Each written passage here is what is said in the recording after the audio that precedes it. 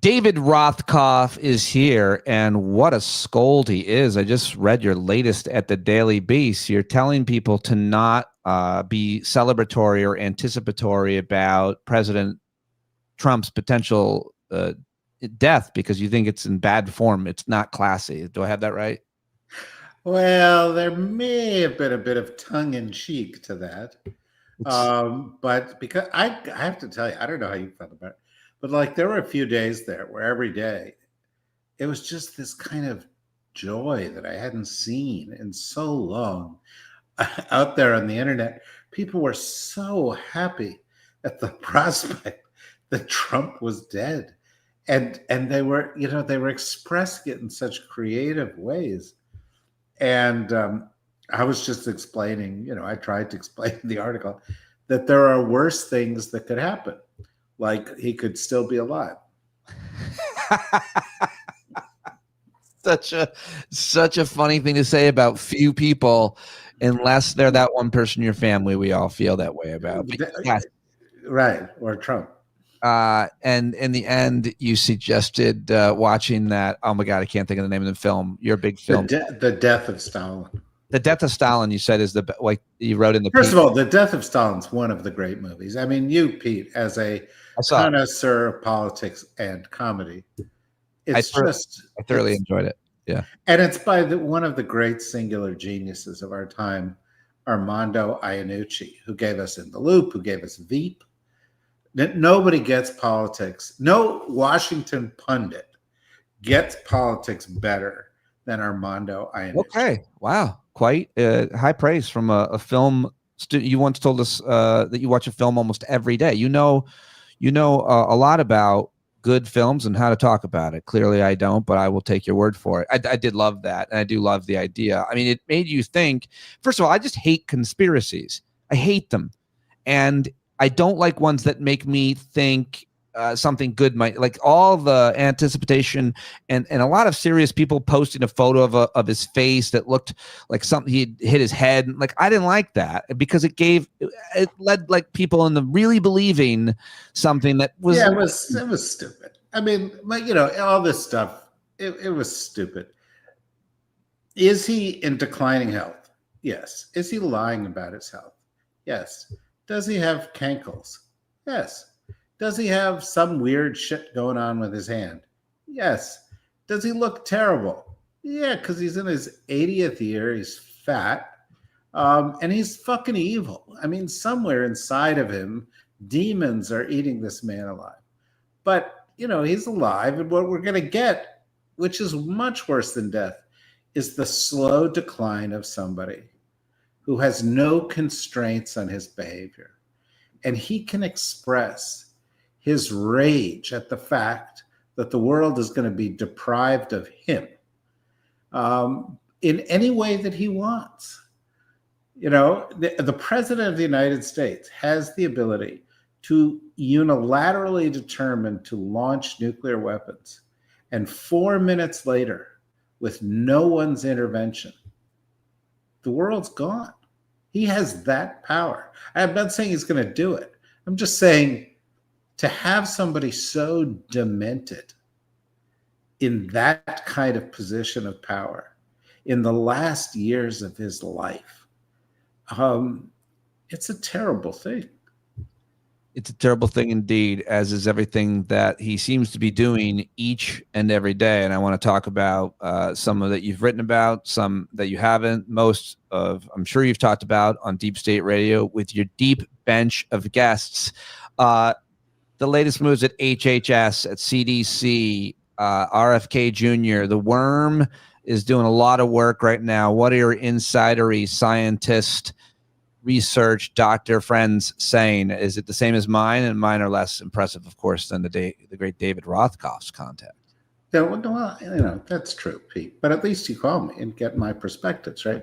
Yeah. The people I know who have talked to people who are among the people who quit, right, at the very, very top, they say it's much worse than we know. And that the efforts by RFK Jr. to get ready to take a real shot at banning a lot of vaccines, at reversing a lot of proven science, is much worse than we know. And over the course of the next few weeks, I suspect stories are going to come out that are going to reveal steps to erase data sources that show vaccines work, to create fake science that say that vaccines don't work, to things that have got to make every fucking lazy journalist who settled into calling this guy a vaccine skeptic deeply, deeply embarrassed at their life choices. Because this guy's not a skeptic. Yeah. He is a crackpot. He is an enemy of science. He has a dead worm in his brain that is smarter about science than the rest of the brain is. That was too far. The last one was too far. I feel like you use the word genocide in reference to what I feel like you said that in a post, and I've seen others say it in reference of what harm could come as a conclusion of getting rid of immunizations for infants and potentially for other folks who are vulnerable, older, etc. You could hundreds of thousands of people could die as a result. Am I right? Did you use that word? Do you think it's I don't recall using the word, but I think the scale of the potential crime is at that level. Even without a pandemic, we're already starting to see it in the state of Indiana. The level of vaccinations has fallen below the level it's got to be to produce mass protections. Across the country, because of the politicization of vaccines, which Trump has played a big role in supporting, what you've got is outbreaks of diseases that we haven't seen in a long time, like measles, and parents saying, "I'm not going to give my kids vaccines." I was talking to a woman the other day who is a sub-cabinet level person in the Bush administration, a smart, widely respected, well-known person with really strong academic credentials. And she was like, "Oh, no, I don't think I need the vaccine anymore." This was an older woman, too. I mean, she was in what's called the high-risk category. "No, I don't think I need the vaccines anymore." And it's gotten to the point that doctors that I know and former senior officials are saying, "I don't listen to the government anymore. I go to other sources because I don't trust what the government is saying." And, it's one thing to say disinformation will lead to people being misled about the 2020 election. It's another thing for disinformation to be the principal cause of the deaths of thousands or tens of thousands or hundreds of thousands of people. And that's what we're looking at. I mean, I don't think it's hyperbolic to say that. I think it's important that we do say that because of the opposite of vaccination and immunization is death. Yeah, the opposite, right? The opposite of science. This is, and what is the opposite? It's ignorance. It's superstition. And there's actually something even more nefarious at work. And I'm not a big conspiracy theorist. But if you look at the people who are supporting this stuff, a lot of them have said or written or supported statements that are by eugenicists or in support of eugenics. And by that, I mean ideas that if you allow these diseases to go through society, they'll kill the weak members of society. And that's okay. Well, because we want to cull the herd. Did you see those comments that asshole Roger Marshall, senator from, where is it, Kansas, said on one of those Trump stations where he basically argued the CDC is going to move away from they were so focused on diseases that affected LGBT people, like STDs and so on. And then he's talking about monkeypox. What they don't tell you is that only affects gay, homosexual men, is what he said. And it was horrible. I was like, yeah, they're humans. So that's a prop. They're also, but furthermore, he said, we want the CDC to move away from immunizations and focus more on chronic illness. And that's when my head blew into pieces.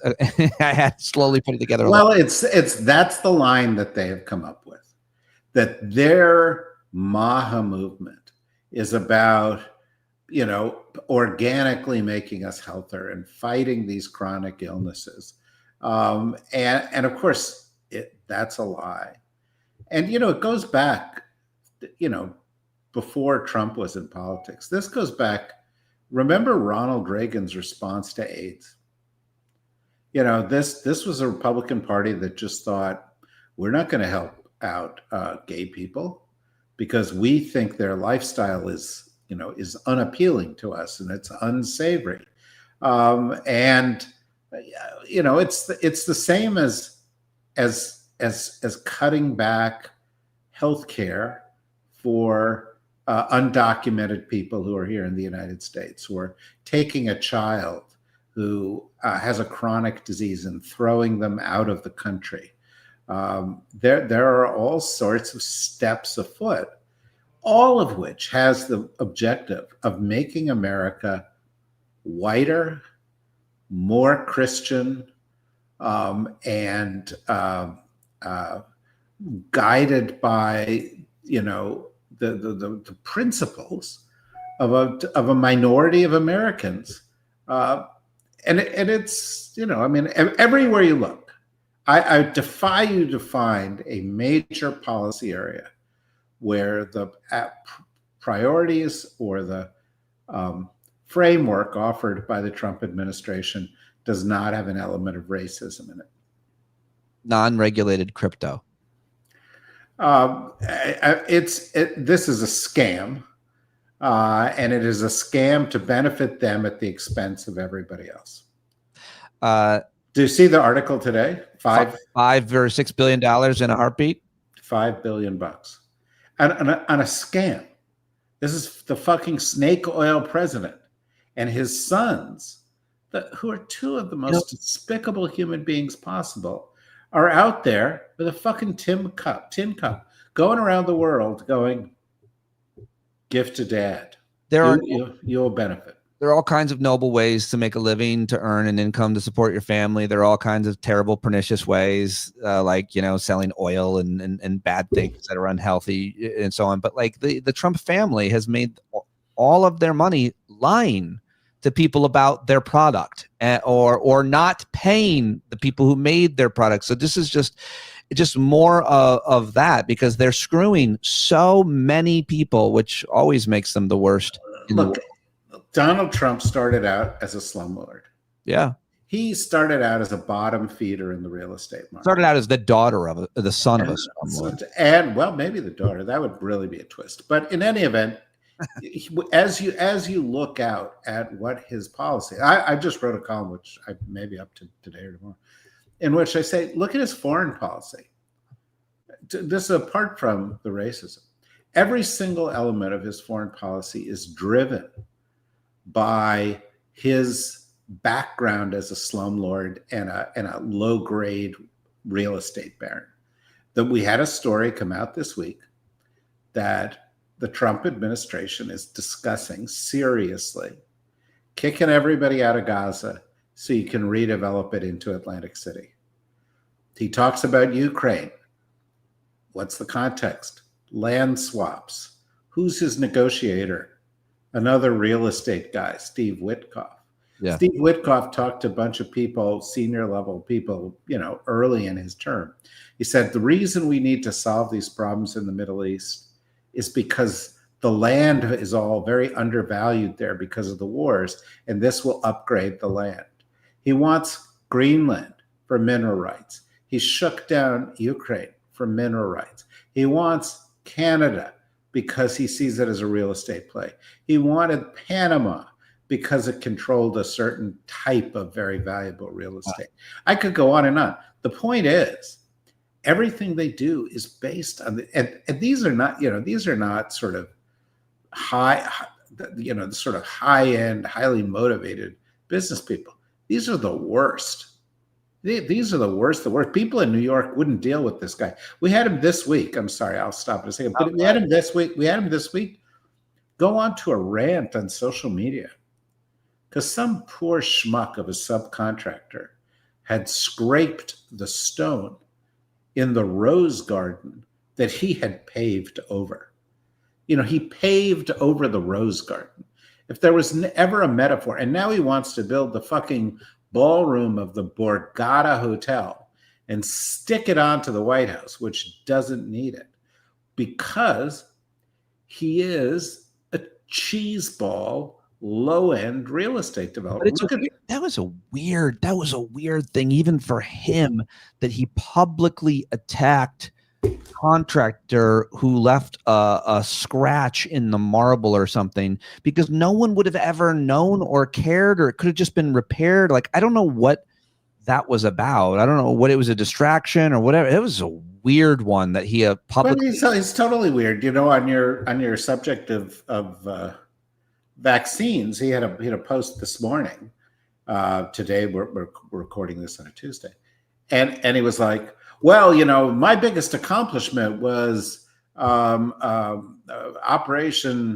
whatever he called it, Warp Speed, and I heard that was good, but now I'm hearing it was bad, and maybe it's good, but if they're only giving that information to some people and not to other people, and we've got to get to the bottom of it, because maybe it was good, in which case I want credit for it. Maybe it was bad, in which case I want credit for it. But I'll take both sides, right? And it was like brain soup. I'm trying to find that post. I didn't hear about it. I missed that one. Thank God. One of the big things I wanted to talk with you about today is Putin and Modi meeting together. So the presidents of China, India, and Russia have a club, and the club was helped formed by Donald Trump, accidentally, I think. But I think you wrote this post at Blue Sky: Trump's presidency has produced many victims with many, many more to come, but there's been no greater beneficiary, and it's not even close, than Xi Jinping, who is, of course, the leader of China, and he loves Russia, and now North Korean leader is apparently visiting him. So it's all the baddies together. We're now one of them. But what is the importance of these three? And I guess you want to throw Kim Jong-un in, who's on his way there, creating an alliance. Well, look, they've been trying to do that for a while, but there are things about this that are different. One is the presence of India there. India has been seen for a long time, including by the first Trump administration, as a strategic counterbalance to China. So, and at the beginning of this administration, Trump was, I'm going to reach out to Modi because, Modi's not very fond of democracy, and Modi's kind of a racist when it comes to Muslims. And so Trump had some connection that he could make with this guy. And that blew up a few weeks ago. You know why it blew up a few weeks ago? Tariff? No, before the tariff. The reason it blew up a few weeks ago was that Trump said, I solved the war between India and Pakistan, and I should get the Nobel Prize for doing it. And the Indians, by the way, said, no, you didn't. Modi said, no, he didn't solve the war between India and Pakistan. And this really ticked off Trump. And he got really pissed off at Modi about this. And then he increased the tariffs.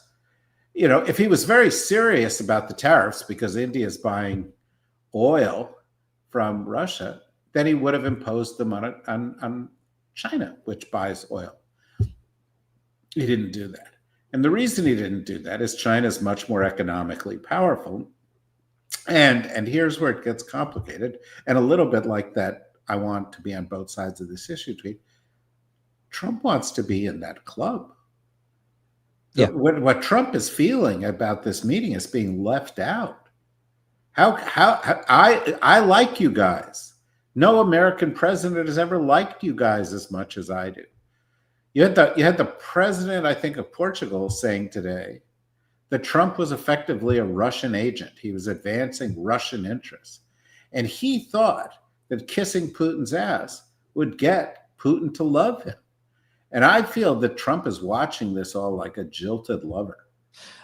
How could he not? How could he not see it that way? It's like looking at Snapchat and all your friends are getting together and you're not invited. It's a horrible app for teens and someone for him, like him, because he's seen these guys get together. But you can also speak to just the economics and the foreign policy and geopolitics of all of this. And my understanding is like the BRIC nations, if you throw in Brazil to these ones we've been talking about, these are the countries that have the most people, and that means they have the most consumption, and often it means they have the most products to sell, or natural resources. So if you take India and China and Russia, and they're all dependent on each other's markets without these onerous tariffs, that and cutting us and our creators out, that's a bad thing, whether it's they're selling energy or selling cars, right? Isn't it simply about population and access to markets? And if they cut us out or manipulate ours, then we're out of luck and they're all doing better than us all of a sudden? That would be bullshit. Well, I mean, the BRICS idea had a lot of things behind it. Back in the 90s, there were a number of us who wrote about the rise of emerging markets. I led an effort in the US government called the Big Emerging Markets Initiative. A few years later, a guy from Goldman Sachs called those big emerging markets the BRICS. The BRICS stood for Brazil, Russia, India, China, and South Africa, which really didn't belong on the list. But those countries said, yeah, we're the future, and we are kind of left out of the OECD. We're left out of the club of developed nations. So why don't we get together? And this was a move by Putin and by Xi Jinping and by others to say, let's have our own club, and let's, by virtue of being brought together, gain more influence on the world stage. And slowly over time, they've expanded the club to include other nations that are like that from the Gulf, from elsewhere in the world, who all want to be part of that. Well, there are a couple reasons for that. And one of the reasons is China is growing very rapidly. China is super advanced technologically. And China is much easier for a lot of these nations to deal with than the United States, because the US is always setting all these rules, and you've got to play this way, and give us these things. And the US wants to be in charge. And so a lot of people want to maintain some closeness to China. But it was kind of a weaker group. Trump has given it a booster into the next level of orbit by alienating these people. I mean, the Brazilian government hates Trump right now because Trump has imposed ridiculously high tariffs on them because they are prosecuting a guy who led a coup against the government that looked a lot like Trump's coup and was a friend of Trump named Jair Bolsonaro. So the Brazilians are like, fuck you, in these big tariffs, we'll deal with somebody else. The Russians feel that the US is putting certain pressure on them. Now he's pissed off the Indians. Who's benefiting from all this? Russia is a fairly small economy that has only one big thing going for it, which is nuclear weapons. It has a lot of natural resources, but mainly nuclear power. China and India represent 40% of the world's people. The country that's benefiting from it the most is the one that's the most powerful member of the group and the clear leader, and that's China. And China has always been like, well, the US, it says it's democracy, it says it's this, it attacks us, makes them very uncomfortable. They don't have to do that now. Trump doesn't like democracy. Trump's threatening to invade his neighbors. Trump is launching a tariff war on everybody in the world. Trump doesn't like the international system anymore. Trump looks like he's more destabilizing to the international system than the Chinese are. And Xi Jinping is sitting back and he's going, I was wondering what was going to make us the preeminent superpower. And now I know what it is. America's going to collapse from within. Donald Trump is gutting the things that made America great. Say more just about the aftermath of the conversations with Putin and with European leaders regarding Russia's invasion, the war in Ukraine, because, Trump, you commented on it, but it's been a couple of weeks. He usually says, like, I think he said, and in 2 weeks, we're going to do something. He said something in an interview today. He doesn't like what Putin is doing. Putin just bombed Kiev again, which is really a red line. Remember when we used to talk about those?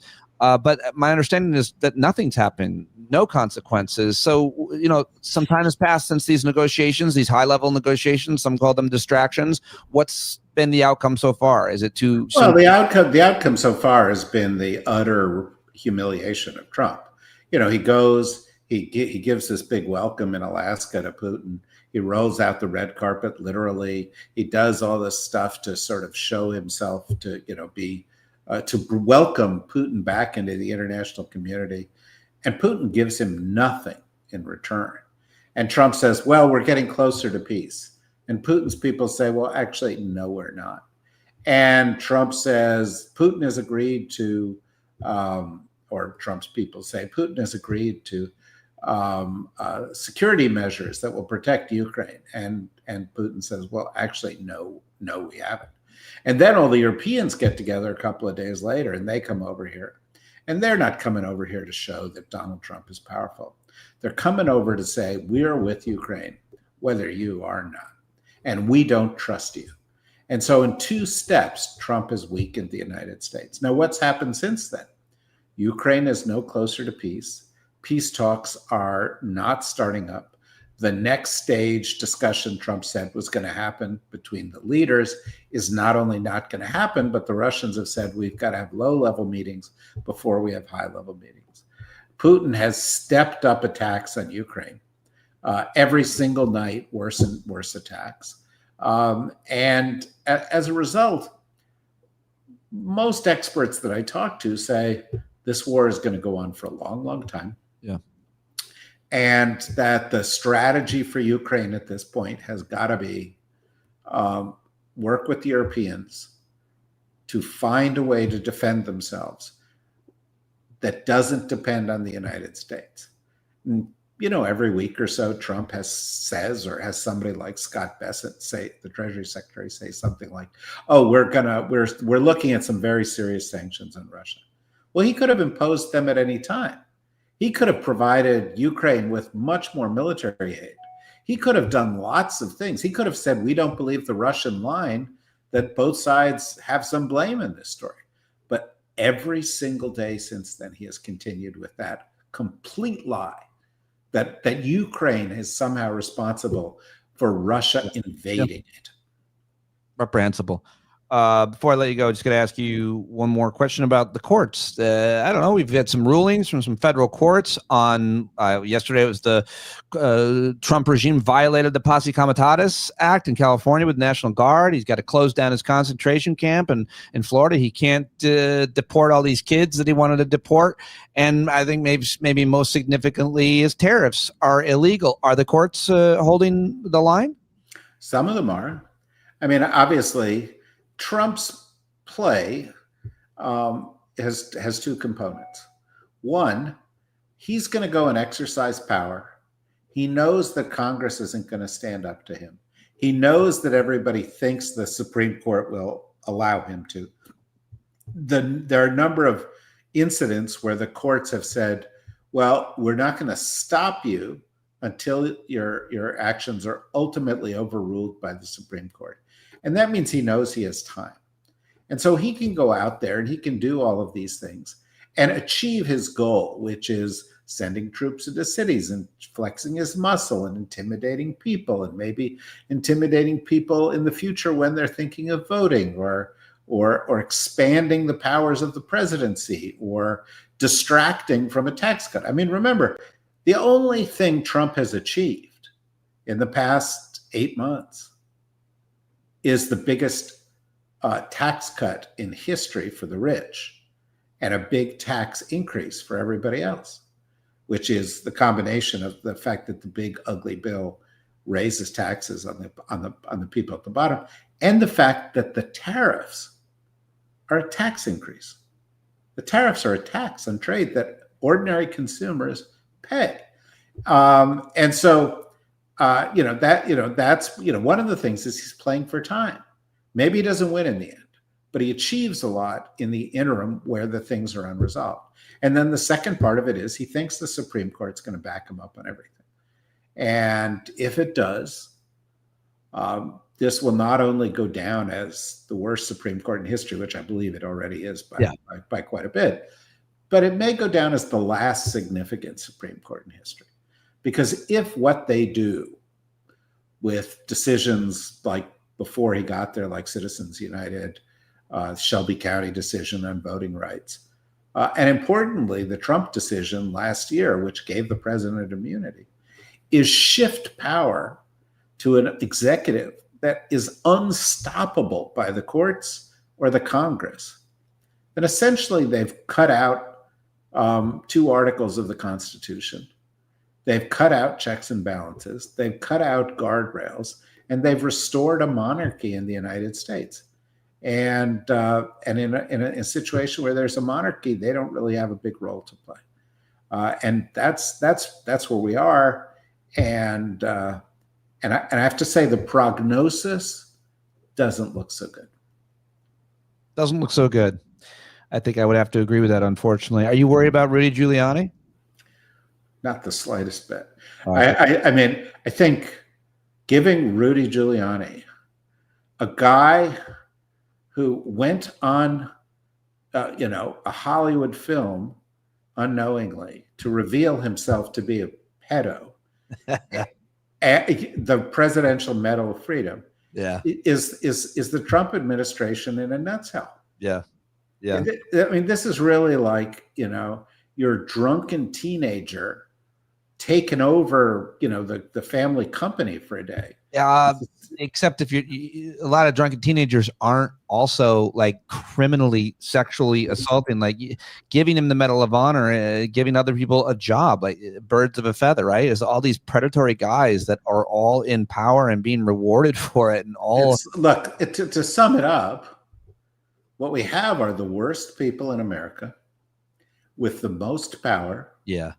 Doing the worst things to harm the best people, to serve the community of the greediest and the most valueless people in our society. And that's, that's not a formula that's ever worked for any society anywhere. And you may take some comfort from the fact that ultimately these kind of corrosive, predatory oligarchies ultimately fail. But how long? How long? We don't know. And at what cost? Because, when you shut down, I don't know, to go back to your first point, when you shut down research into cancer, you can't just turn it back on. You got to go back, refund the study, get the data, and so forth. And when you gut America's, advantages in the world, other people step up, and we can't just throw a switch and say, no, we're number one again. And that's what I think is really happening here. I think the odds are pretty high that when Donald Trump leaves office, the United States will no longer be the most powerful nation on earth. Why do you say that particularly specifically? Because China's gaining in power. Yeah. China's leading. You say just because in terms of what's going to transpire during the next couple of years. And what is transpiring? We are becoming weaker. We're weaker if we're not a democracy. We're weaker if we're not respected. We're weaker if we blow up our alliances. We're weaker if we're not seen to stand up for the rule of law. We're weaker if we gut science. We're weaker if we tell the smartest people in the world that they can't come here to study anymore. We're weaker if we throw out the immigrants that have made America a bit better power. We're weaker if the president tries to curry favor with our enemies at the expense of our allies. All of these things, we're weaker if we, as a matter of policy in the United States, reject science and embrace ignorance and superstition. And that's what's happening. And with each one of those things, we become diminished. And I just talked to former Governor Jay Inslee. I don't want to brag, but to your point, we're weaker when we don't invest in clean energy and other countries do because we don't respect science. And, it's not about we don't respect. That's right. Well, Jay Inslee is one of the great leaders on environmental issues in this country. Yep. And we're weaker because we fall behind in the race for green energy. And by the way, the leader in that is China by far. Yep. But we're also weaker because when they despoil our natural resources, our national forests, our national parks, our waters, our air, we can't make it come back again. And that's what's happening. He went in, we saw it with our own eyes. Yeah. And, idiots that we are collectively as a country, we let it go. He said to people who from the oil and gas industry, give me $1 billion, I'll give you anything you want. And it was in the middle of campaign, and everybody's like, oh my God, that Trump, he says those crazy things. And it's going to kill a lot of what's good on the planet, and it'll never come back. What are they throwing out of the White House window? What do you got on that? I don't know. Trump today, right? Trump today in the press conference he did, or whatever the nonsense was, said, oh, it must have been AI. Those windows don't open. They're all bulletproof. It wasn't AI. I know that. I know that. I mean, he just says literally. It was a real thing. Like I want that to be the only question. I want to know who threw what out that window, or else I'm not moving. That's the only thing that matters to me. Who knows? I mean, we've just talked about the decline of the United States, the rise of our enemies, yeah. and the deaths of hundreds of thousands. I know. And somebody threw a pair of undies out the top floor window. What if it wasn't? What if it with the nuclear codes? We don't know. I can't believe you're not taking this more seriously than everything else that we just talked about. What if it was nuclear football? What if that's what it was? What if it was a baby? What if it was a murder? What if it was a baby? You never. Wow. I'm not seeing you disregard. Okay, fine. You want to ignore the important things. Most of our conversation, I thought, was pretty good. But what is that Lars von Trier movie where the baby crawls to the window and then falls out? And the whole movie is about how it destroys everybody's life. Did you see that baby? Did you see the baby walking on the monorail at Hershey Park? Oh, God. It's a baby. Some guy went up and saved it, though. It was nice. See, people are good. I think people are good. And I think most Americans are good. And I think we have the potential to be a great country. And we'll probably still be a great country. But we're not going to be what we were. How dare you? Thank you. And did you want to burn a flag, or should I let you go? No, I'll let you do that. But I will defend your right to do so. Okay. It's just my Trump flag, so I didn't think you'd matter. No, that you should have burned that a long time ago. David Rothkopf, everybody. Thanks for watching live, and go listen to Deep State Radio. It's a much better whole slate of shows than anything you could find here unless David is joining me. Thank you, sir. Thank you, Pete. And